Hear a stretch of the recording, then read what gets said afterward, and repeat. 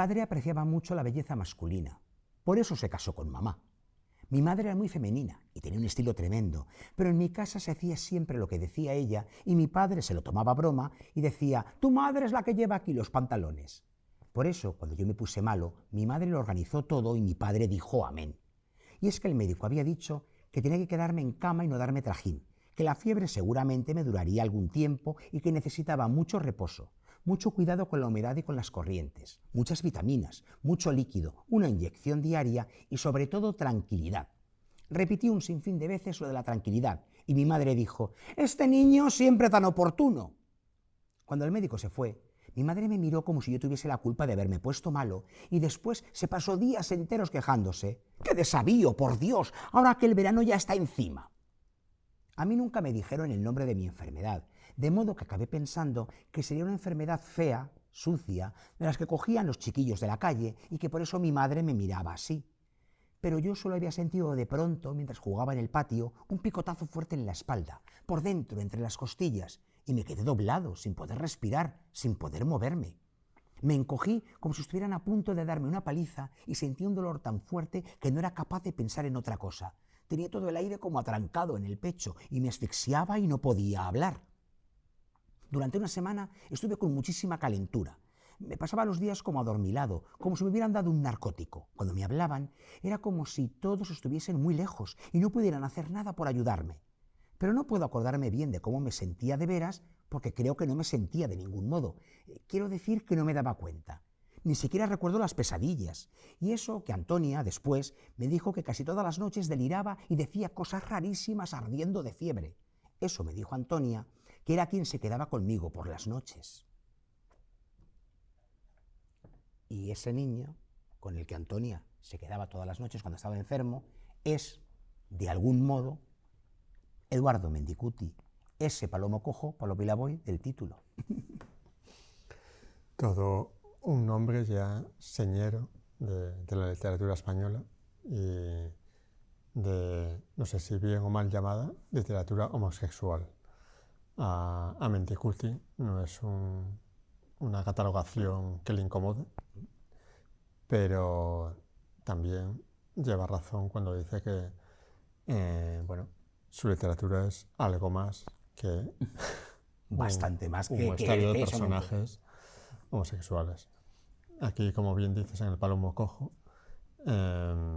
relata, no sabemos si muy ficcionado o no, su infancia en la casa familiar de los abuelos, cuando era pequeño, durante un verano.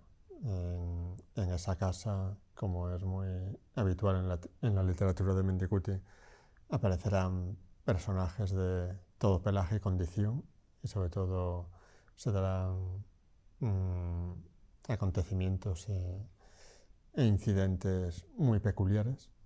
Y bueno, digamos que concretamente en El palomo cojo nos ofrece un fresco de personalidades, aparte de singulares, muy tiernas también.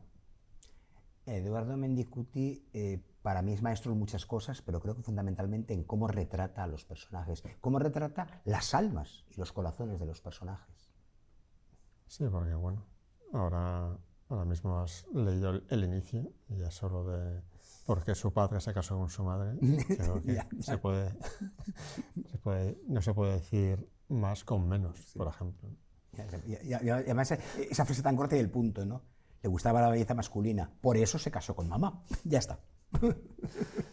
Bueno, pues como bien dices, a lo largo de esas páginas aparecerán retratos familiares también muy certeros y también un despertar a la homosexualidad muy delicada y también muy divertida, porque como también es sello de la casa, de la literatura de Mendicuti, todo lo vertebra un sentido del humor muy inteligente y muy próximo. Y muy vivo y muy fresco, además, ¿verdad? No busca la carcajada, la provoca.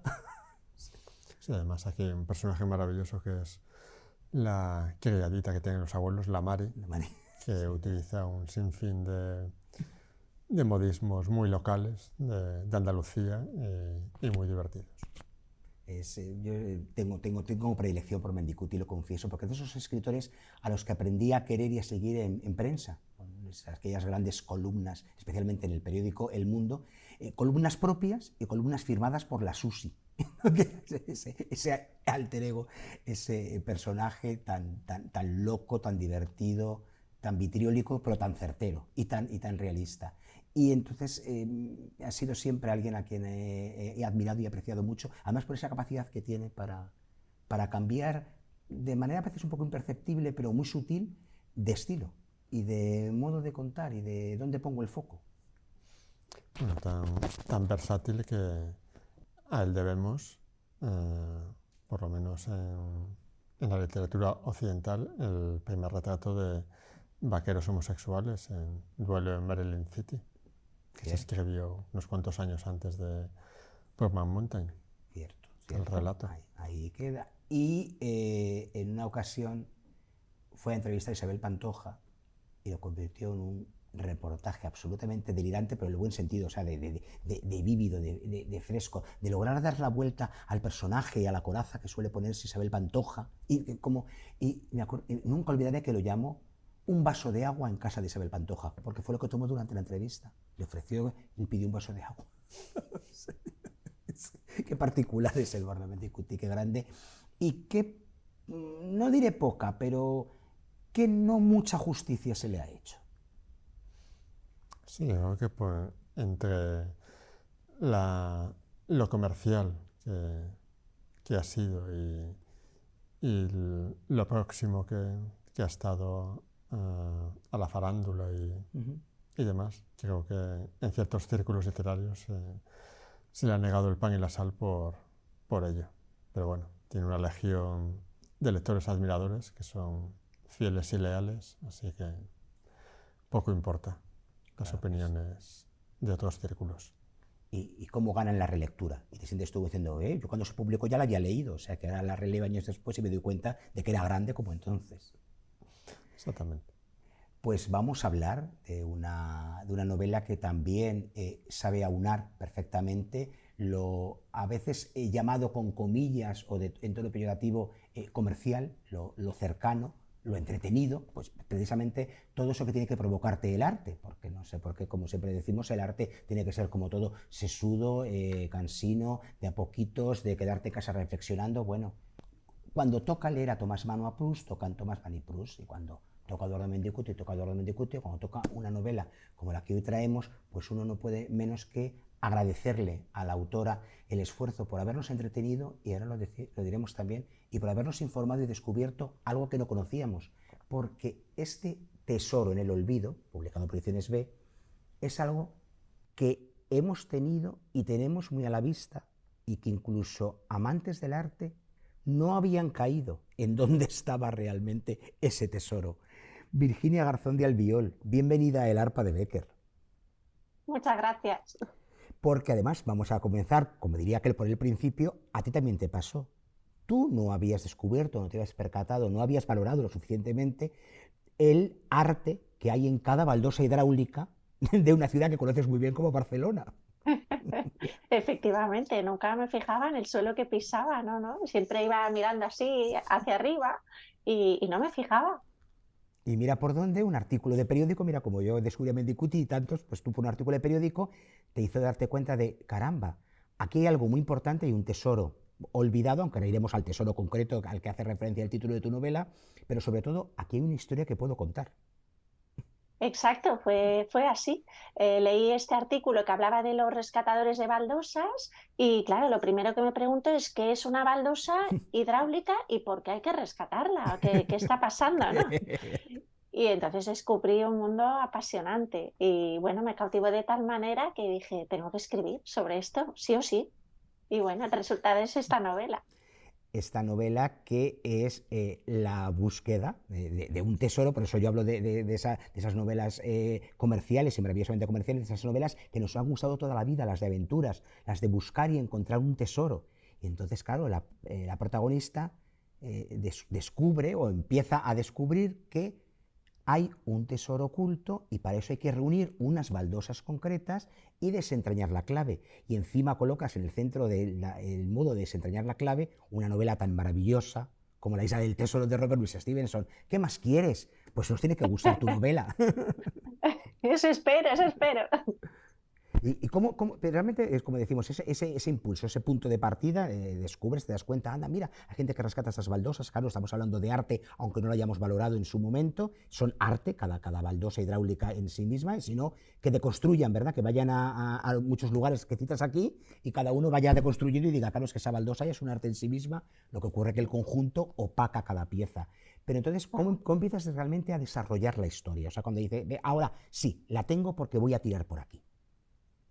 Pues bueno, yo a raíz del artículo investigo todo este tema de los rescatadores, empiezo a seguirles en las redes sociales, veo que uno se dedica a venderlas, ¿no? Las pone bonitas en un marco de hierro, se acercaba a San Jordi y vi una con una rosa que me encantó y dije, le voy a regalar una rosa especial a mi pareja. Muy bien. Total, que la cogí, se la di, le encantó, la puso en casa y yo iba viendo la baldosa y era como que me hablaba, me llamaba la atención. Porque, claro, la baldosa yo sé que es de 1937, lo sabemos por el catastro, ¿no? Por la fecha del edificio. Entonces yo empecé a preguntarme, claro, esta baldosa ha vivido la guerra civil, se ha comido la dictadura y luego la transición, y qué historias ha vivido, cuánto dolor ha soportado, ¿no? ¿Qué ha escuchado? Y entonces aquí ya empecé a pensar, uy, uy, uy, aquí hay muchas historias, ¿no?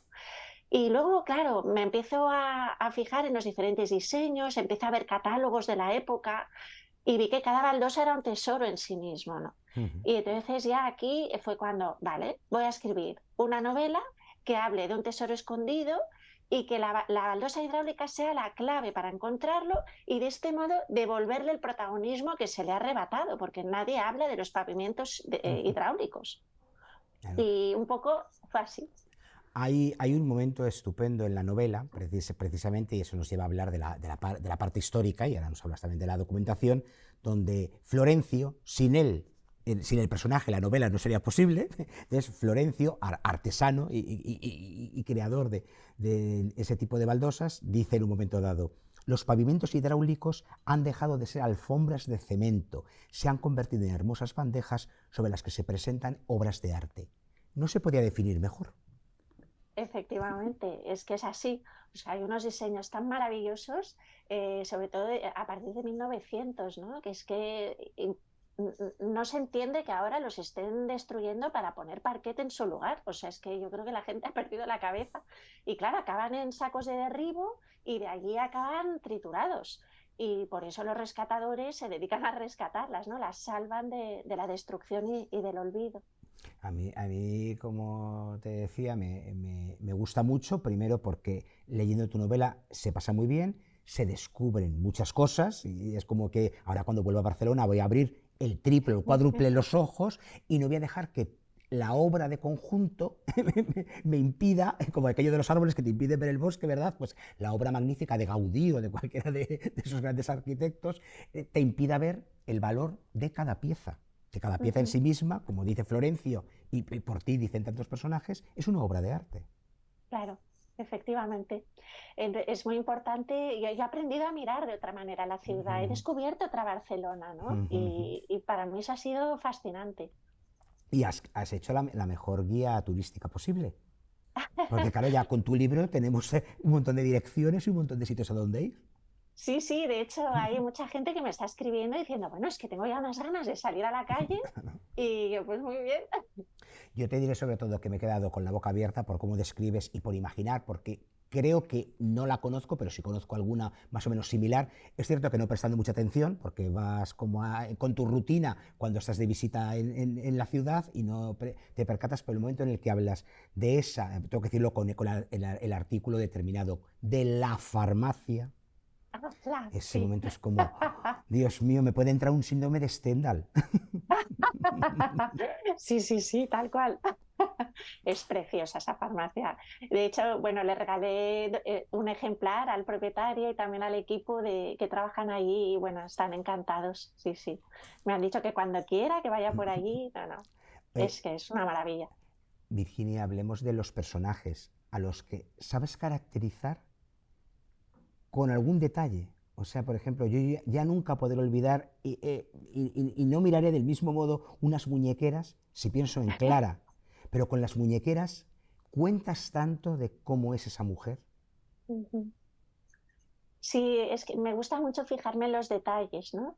Y hacer pinceladas, no enrollarme. Yo lo que no quiero es que la gente se aburra leyendo, ¿no? Entonces, Ujú. bueno, muestro pinceladas, pequeños detalles y espero que con eso la gente pues vea al personaje.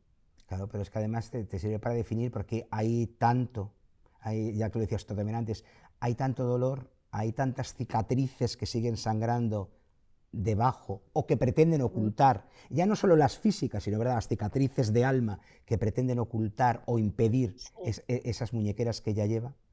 Exacto, sí, sí, es que me pareció, bueno, la manera, ¿no? de representar mejor esa necesidad de protegerse porque está el peligro justo debajo, ¿no? Ujú. Luego hay otro personaje que caracterizas de un modo muy divertido, pero ahora sin hacer spoiler te voy a trasladar una pregunta, una inquietud buena que me ha surgido como lector, pero que es obviamente Felipe, que claro, todo lo dice con la F, y de repente me di cuenta de que hay un personaje a quien él echa de menos, no voy a contar más para que lo descubran los futuros lectores de tu novela, cuyo nombre también empieza por F. Exacto. Y entonces quise cerrar ese círculo y decir, qué modo tan bonito y al tiempo tan terrible, pero de encoger las entrañas de ese hombre y hasta el vocabulario. Y solo te lo puedo devolver diciendo palabras que comiencen con la misma letra que tu nombre. Oh, qué bonito, muchas gracias. Pues mira, hasta ahora nadie se había fijado en esa casualidad o no casualidad del nombre, ¿no? De ese personaje. O sea, Luego, sin embargo, también me gusta por eso, porque te permite la cara y la cruz, ¿no? Porque sobre todo lo que te queda y sobre todo al principio es lo divertido que es verdad que siempre encuentra una palabra con F. Que sí, imagino que dentro de eso no te tuvo que ser fácil, o al menos al comienzo, no, igual luego salen solas, no lo sé, pero al me principio... costó y hacía listas, se iba en el metro, iba todo el rato, ¿no? Y muchas no las usé, otras sí, sí, no fue fácil. Y luego, como te decía, se nota que te has documentado mucho y bien, pero lo integras de un modo orgánico en la narración, o sea, todos los datos que se dan de fechas, de artesanos, de fábricas, están dichas por algo, porque claro, tienen que moverse por el mapa de Barcelona, entonces hay que saber dónde estamos, pero claro, luego eso te lleva a esa parte histórica en la que reivindicas a los artesanos, que me parece muy emocionante. Sí, eso en un inicio no estaba contemplado, ¿no? Yo iba a Ujú, hablar de la historia de Clara, ujú. pero enseguida me di cuenta de que era necesario añadir otro tiempo, ¿no? Que era el de Florencia, principios del siglo XX, y darle ese protagonismo, ¿no? Esa importancia, porque al fin y al cabo de lo que habla la novela es de esos artesanos. A ver, cuando hablamos de modernismo, muchas veces nos quedamos en los grandes arquitectos, básicamente uno, Gaudí, Claro. y ignoramos a los otros y encima los artesanos también, ¿no? Y bueno, me pareció bonito añadirlo.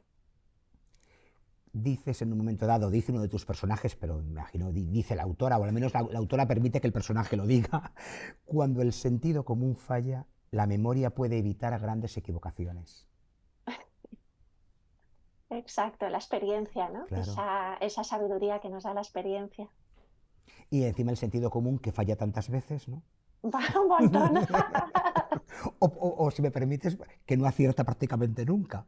Nunca, lo de común, entre comillas. Pero es muy bueno porque es una frase que se dice muy al principio y también ya estás marcando el tono y por eso, como dices, necesitabas ir al pasado. No olvidemos la memoria, no olvidemos los que nos precedieron. Exacto, hay que mirar atrás para poder avanzar. Fundamental. Oye, creo que te tienes que haber divertido mucho, al margen de las complicaciones de estar articulando la novela y armando y diciendo, ahora necesito esto, documentándote, entusiasmándote, a ratos como ocurre a todos, diciendo, no, no sale, no sale, no sale, no puedo, pero en general creo que tienes que haberte divertido mucho, al menos yo como lector así lo he vivido, con ese grupo variopinto de personajes, unos ya rescataban, otros no sabían ni lo que eran las baldosas hidráulicas, pero de repente todos con un objetivo común. Y son como las novelas de aventuras que leíamos de chicos. Claro, es que la verdad es que me lo pasé muy bien, porque toda la novela en sí, desde que empecé la fase de documentación, han sido unos 4 años, pero lo que son la parte, digamos, más activa de la novela, sin hacer spoilers, la escribo durante esos meses que estamos encerrados en casa, ¿no? Entonces, la verdad es que me lo pasé muy bien, me distraía mucho, ¿no? de ese confinamiento y me reía a veces a carcajadas. Decía, madre mía, porque yo cuando escribo, yo nunca planifico, yo no tengo una brújula. Son los personajes los que toman la voz y van haciendo cosas. Y la verdad es que me sorprendía muchas veces. Digo, uy, las musas están hoy inspiradísimas.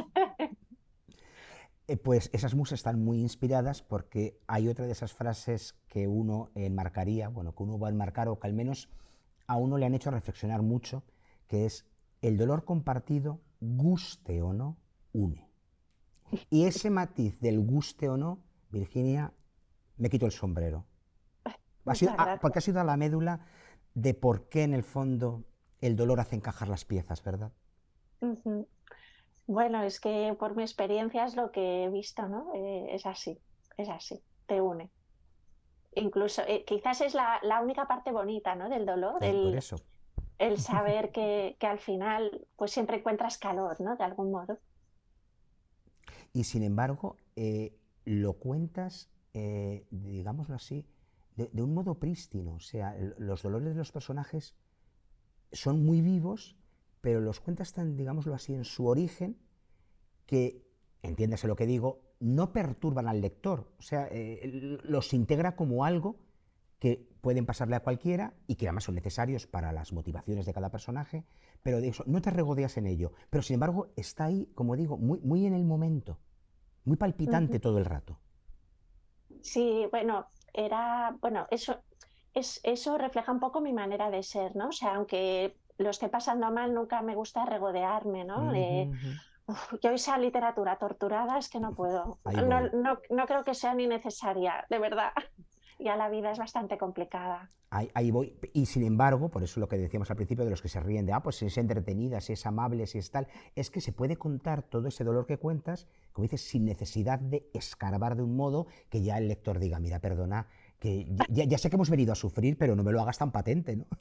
Sí, sí, sí. Y sé que hay gente que me ha dicho que la novela empieza que vaya, Sí. luego ya cambia, pero al principio digo, bueno, claro, yo necesitaba que la protagonista estuviera súper hundida, ¿no? Lo Exacto, necesitaba, claro. pero es al principio. Y bueno, Y además, si no, no recorrería ese arco emocional y no lo recorrería el lector con ella. Si no empezase clara dónde empieza, ¿verdad? exacto, yo creo que es un reflejo de la vida, ¿no? Es una evolución. Y bueno, Y luego te contaré algo que me ha gustado mucho, precisamente eso, por cómo, claro, tenías el escenario, o sea, en ese sentido era fácil, entiende lo que te digo, era fácil porque ya tenías así la ciudad y demás, entonces ahí está, pero aún así lo haces muy cotidiano y muy verosímil, o sea que tú vas leyendo la novela y dices, perdona, es que esto seguro que de algún modo le ha pasado a alguien ya, o sea, alguien ha buscado un tesoro con las baldosas hidráulicas, o sea, lo cuentas de un modo muy cotidiano y muy natural. bueno, no sé. Yo espero que la gente se anime ahora a ir mirando a ver si hay tesoros. Espero que sí. Pero sí, yo soy muy de fijarme, ya te digo, en los detalles de la vida cotidiana y supongo pues que eso se refleja, ¿no? Virginia Garzón de Albiol, muchísimas gracias por estar con nosotros hoy, muchísimas gracias por tu novela y por abrirnos los ojos. Gracias a vosotros por invitarme y feliz de que os haya gustado. Pues ya saben ustedes que cuando quedamos satisfechos con una lectura como la de Un tesoro en el olvido, vamos al ángulo oscuro del salón a buscar el arpa con otro ánimo. Incluso el arpa nos recibe con otro ánimo y enseguida busca alguna nueva lectura que dentro de muy poco compartiremos con todos ustedes. Muchas gracias.